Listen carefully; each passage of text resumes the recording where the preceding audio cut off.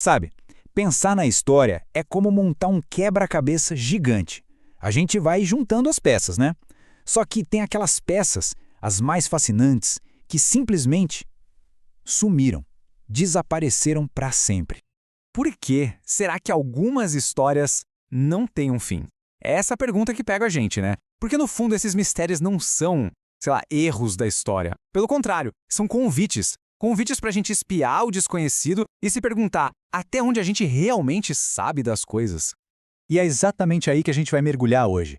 Vamos falar de casos onde a trilha simplesmente esfria, as evidências acabam e o que sobra são perguntas. Perguntas que ficam ecoando por séculos e que, vamos combinar, são muito mais legais justamente por não terem uma resposta fácil, definitiva. Então, o nosso roteiro hoje está bem interessante. Primeiro, a gente vai falar da identidade nunca resolvida de um assassino famoso. Depois, vamos atrás de maravilhas antigas que podem ter se perdido para sempre. Em seguida, o desafio é tentar entender mensagens que ninguém consegue decifrar. E para fechar, a gente mergulha de cabeça na lenda de Atlântida. Bora lá então. Para começar, um mistério que é bem humano e bem aterrorizante. A gente vai para Londres na caçada por um assassino que botou a cidade em pânico e depois, puf, sumiu, como se nunca tivesse existido. Tudo começa em 1888, num bairro de Whitechapel, em Londres. Imagina a cena: ruas escuras, névoa. De repente, uma onda de assassinatos brutais começa a acontecer. O pânico se espalha e uma lenda nasce. Por mais de 100 anos, esse caso ficou como um fantasma, sabe? Até que, em 2014, parecia que finalmente teríamos uma resposta. Mas essa esperança durou pouco e o mistério voltou com tudo. E o que deixava todo mundo de cabelo em pé na época era o método dele. Não era algo aleatório, havia um padrão, uma precisão quase cirúrgica. As vítimas eram mortas de uma forma que sugeria que o assassino sabia o que estava fazendo, que talvez tivesse algum conhecimento de anatomia. E isso, claro, transformou a investigação numa mistura de puro medo com um fascínio mórbido. Mas o que realmente cimentou essa história como uma lenda foi a audácia do assassino. Pensa só, ele mesmo se deu um nome. Uma carta, que diziam ser dele, chegou na polícia, e lá ele assinava Jack o Estripador. E como se não bastasse, para provar que era ele mesmo, a carta veio com um pedaço de um rim humano, que seria de uma das vítimas. É coisa de filme, né?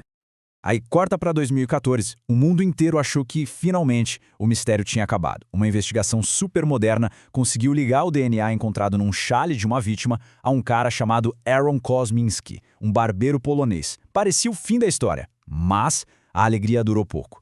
Logo depois, outros especialistas vieram e falaram: opa, calma aí, a análise de DNA não era tão conclusiva assim, podia ser de várias outras pessoas, a prova principal caiu por terra. E Jack o Estripador voltou para onde sempre esteve, nas sombras.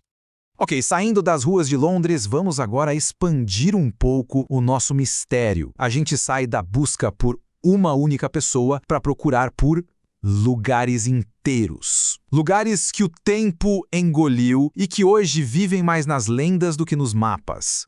E aqui a gente tem dois tipos de mistério bem diferentes. Olha só que interessante. De um lado, a tumba de Cleópatra. A gente tem certeza que ela existiu. Autores antigos como Plutarco descreveram o lugar como um monumento incrível. A grande pergunta é, cadê? Onde ela está? Já do outro lado, temos os Jardins Suspensos da Babilônia. As descrições são super detalhadas, mas não existe nenhuma prova arqueológica, nenhum registro babilônico, então o mistério aqui é ainda mais fundamental. Será que esse lugar realmente existiu ou foi só uma história bonita? Agora a gente muda um pouco o foco. Vamos sair dos mistérios físicos, de coisas que sumiram, para os mistérios intelectuais. Vamos falar de mensagens, códigos e sinais que estão aí na nossa cara, mas que há séculos ninguém consegue entender. E, para começar, temos o manuscrito Voynich. Ele é famoso por um apelido bem direto, o livro que ninguém consegue ler. E não é exagero, ele tem mais de 500 anos. As páginas são cheias de um texto escrito num alfabeto que ninguém nunca viu antes, e os desenhos são ainda mais estranhos. Plantas que não existem na natureza, figuras humanas meio esquisitas. A pergunta que não quer calar é: isso é uma língua perdida ou um código super complexo? A resposta? Ninguém faz a menor ideia. E agora, vamos dar um salto gigantesco no tempo.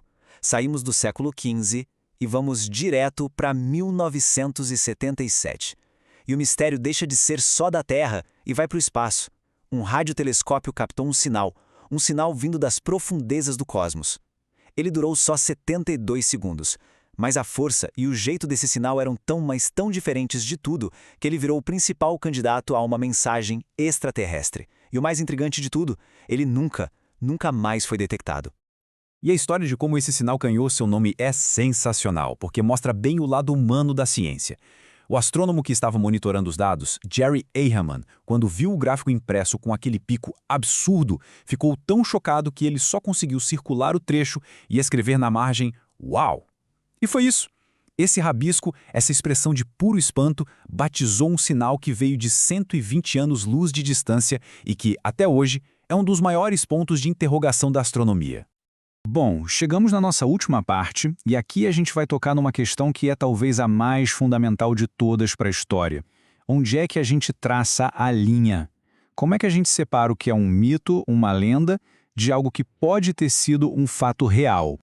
E para falar disso, não tem exemplo melhor que Atlântida. A história toda começa com um cara, o filósofo Platão. É ele quem, nos seus textos, descreve essa civilização superpoderosa numa ilha que tentou dominar o mundo e acabou sendo engolida pelo mar. Mas aqui está o pulo do gato. A fonte disso tudo é um texto filosófico literário. Não é um documento histórico, um registro oficial. Então a gente fica nesse dilema, será que a história de Atlântida foi só uma fábula que o Platão criou para explicar suas ideias? Ou será que ele ouviu falar de alguma história antiga, uma memória distorcida de algo que realmente aconteceu? Hoje a teoria mais forte é que a lenda pode ter sido inspirada num evento real, o colapso da civilização minoica. Lá por 1600 a.C., uma erupção vulcânica gigantesca provocou um tsunami que simplesmente varreu a ilha de Creta. É bem possível que o eco dessa tragédia tenha viajado pelos séculos e aos poucos se transformado num mito de Atlântida. No fim das contas, o legal desses mistérios não é o que a gente não sabe, é o quanto eles mostram o que ainda existe para saber. Eles são tipo aquelas partes do mapa antigo onde estava escrito "Aqui há dragões", sabe? São as fronteiras do nosso conhecimento, sempre nos lembrando que a curiosidade tem muito território para explorar ainda. Isso tudo deixa uma última pergunta no ar. A gente passou esse tempo todo olhando para o passado, para esses enigmas antigos, mas e agora? Quais são os mistérios que estão nascendo hoje, nesse exato momento, e que vão ser os grandes quebra-cabeças para as gerações futuras tentarem ou não resolver?